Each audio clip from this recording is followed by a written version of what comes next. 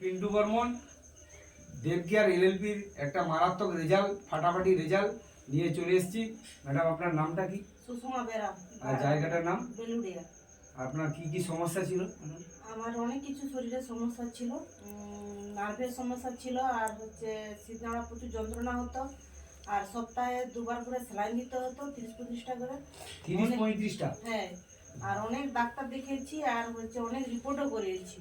আর পেটের এই সাইডটা যন্ত্রণা হতো, আর বুঝতে পারতাম না। বুঝতে গেলে প্রচুর যন্ত্রণা হতো, আর পায়ে চলতে পারতাম না। সকালবেলা তলি পা পুরো ব্যথা হয়ে যেত। এখন আর ব্যথা নেই। আর মেন্সের প্রবলেম ছিল, প্রচুর পেটের পেন হতো, আর তার থেকে অজ্ঞান হয়ে যেতাম। বালি টালি স্যাঁক ট্যাঁক দিতে হতো। তার থেকে অনেক ডাক্তার দেখিয়েছি, অনেক ওষুধও খেয়েছি, কমেনি। এই ডিপারগো খেয়ে এখন মোটামুটি ভালো আছে, আর কোনো অসুবিধা নেই। আর টোটাল এখন নরমাল? হ্যাঁ, এখন নরমাল। আর কোনো আর ডাক্তার দেখাতে আর 1 মাস বন্ধ করে দিয়েছিলাম। আচ্ছা, কেন, কি কারণে? ওই যে সপ্তাহে যে স্যালাইন দিতে হতো, বা গ্যাস আসবে কিনা বন্ধ করে দিয়েছিলাম। আর তার আবার চালু করেছি।